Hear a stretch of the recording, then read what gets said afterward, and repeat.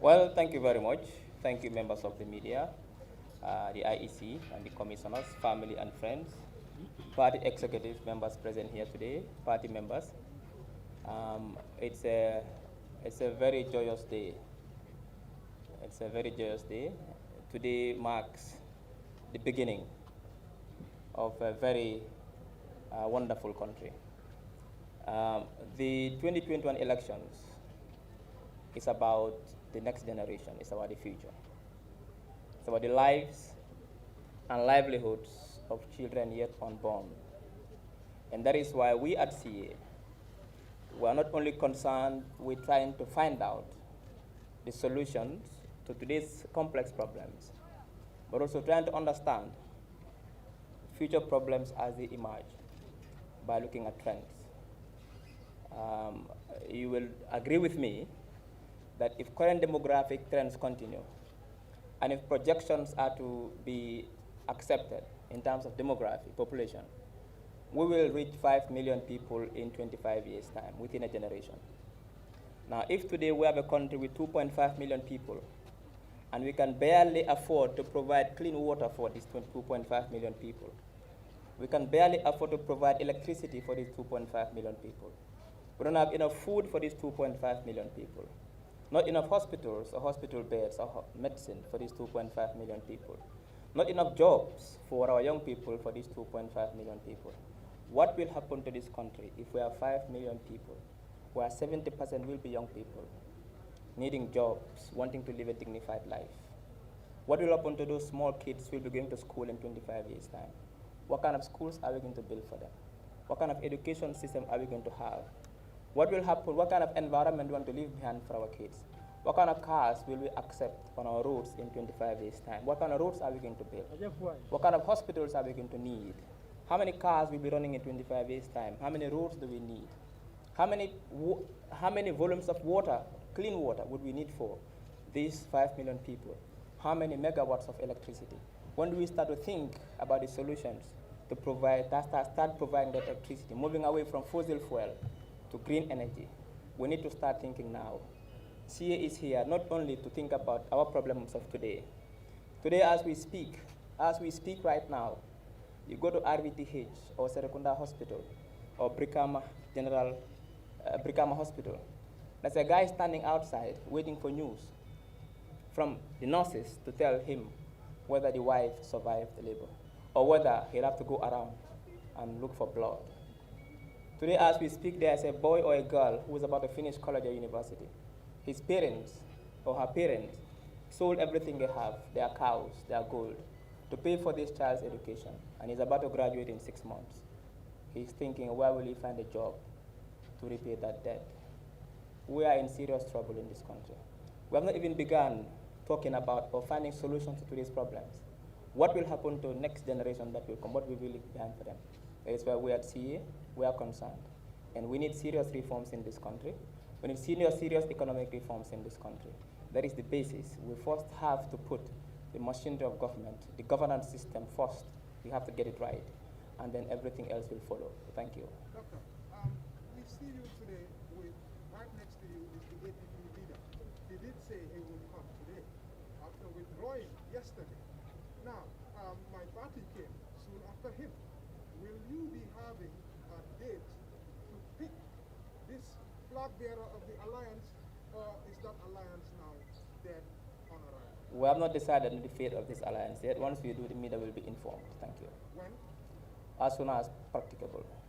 Yeah, so Doctor, this is no new area for you. And as far as corruption is concerned, you have always talked about it.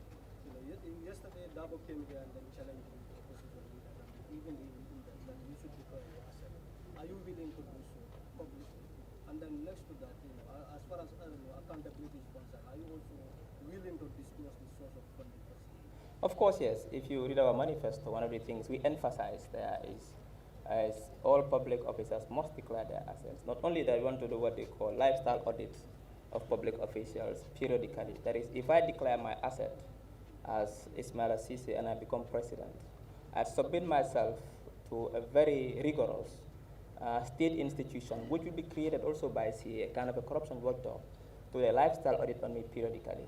So if I was driving a 4Runner Toyota, which is a 1997 model, and all of a sudden they see me driving a Range Rover Velar, within 6 months, they have to ask me the source of that income. Where did I get it from? So we are serious in fighting corruption because we believe that the perennial problems of this country, one of the key reasons why we still cannot provide the most basic for our people is because of corruption, it's because of lack of transparency, it's because of non-accountability of our public institutions. So we are serious in fighting corruption. Are you going to declare your assets? Of course, yes. That's a given.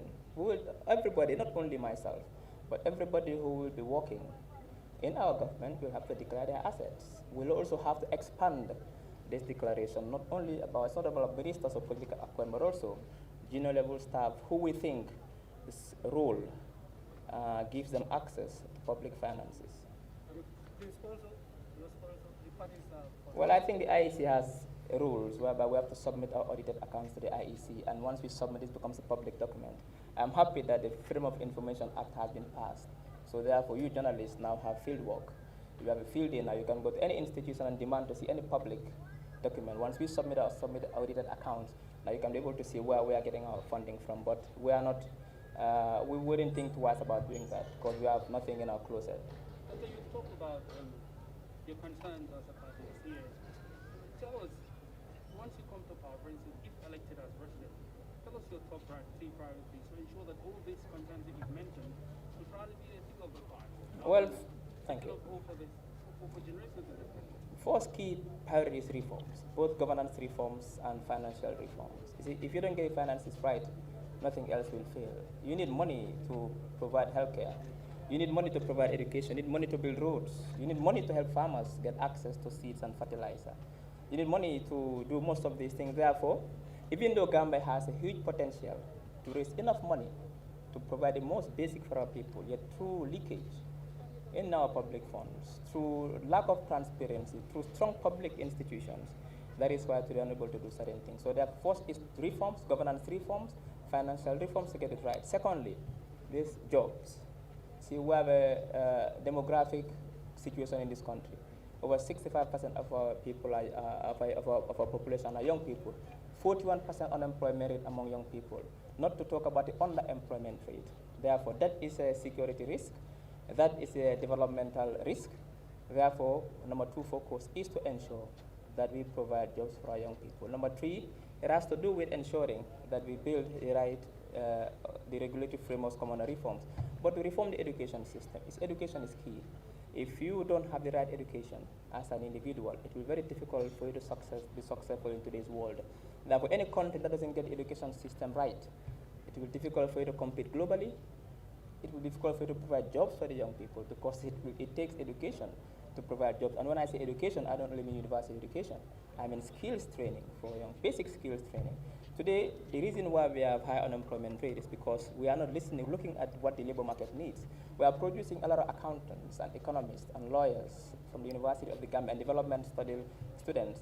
But the market is not looking for the market look for masons, carpenters, mechanics, solar installators. This is what the market is looking for. And we are not providing enough people to fill those jobs. So therefore, we need to reform the entire education sector and make it fit for purpose so that we pay attention to vocational training, not demeaning the importance of academic training.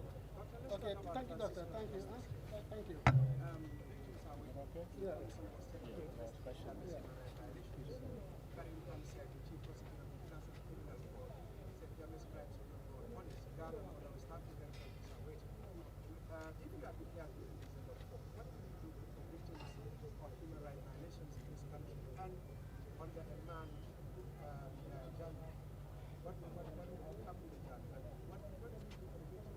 First is to ensure victims have justice, and this includes both making sure that perpetrators of heinous crimes in this country, in the past regime, pay for their crimes, but also making sure that we pay reparations to victims, and this could come in many forms, not only by giving monetary reparations, but also by providing free college university education for their kids, free healthcare, and other incentives.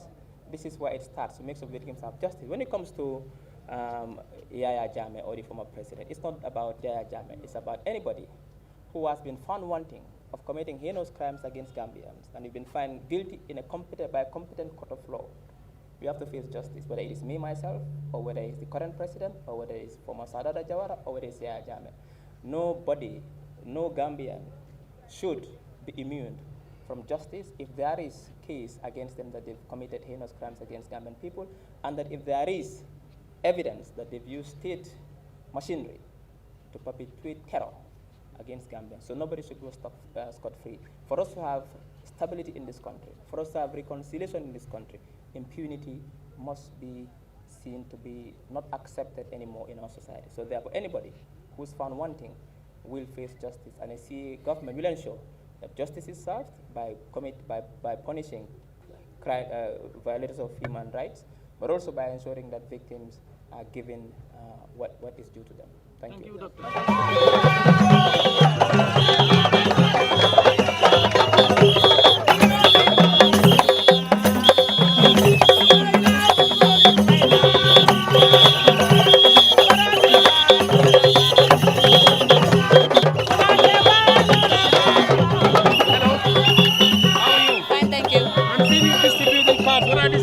Yes, I'm distributing this because he's my father, and I'm doing this because I know he can rule this country, because he's here to work for the Gambia. Are you supporting him because he's a friend to your father? No.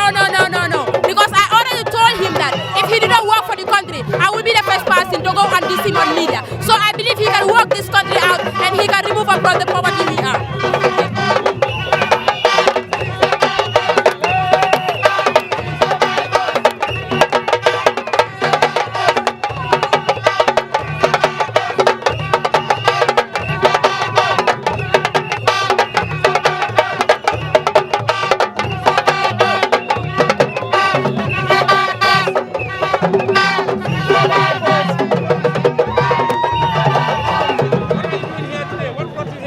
I come here to support Dr. Ceesay. Why are you supporting Dr. Ceesay? Because we want changes. What, do you think Dr. Ceesay is the one to bring changes for you? Yes, 100%. How do you think he will do that? By his knowledge.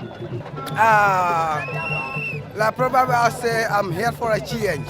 For change? Yeah, simply a change. Okay, so Yeah. you think Dr. Ceesay is the one to effect that change for you?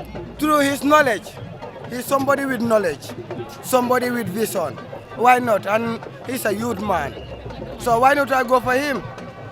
Because like the reason why I should go for this man, because our parents are no more surviving. Things are hard for our parents. So we need somebody with knowledge who can gather his people and change and like we adopt his knowledge and to be a better nation. We need knowledge, people with knowledge to come and give you life to live. No more education good for the kids. I couldn't say, bro, for centuries, the prime ministers and what them call it, they graduated during Form 4. They are the ministers. And we graduate from 12. If you go to university, where's the education? We need change. A youth man can only bring this. Not this old daddies and them, yeah. Ceesay for life. He's the one we are here for. He got to be alive. Everybody say Ceesay.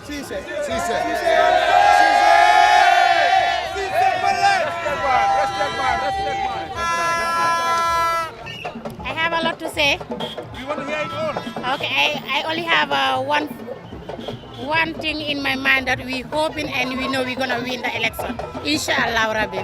Why do you support Doctor? Why do you think Doctor is the right person for this country? He have the knowledge, the capability, and he's young as well. You think young people can effect changes? Obviously.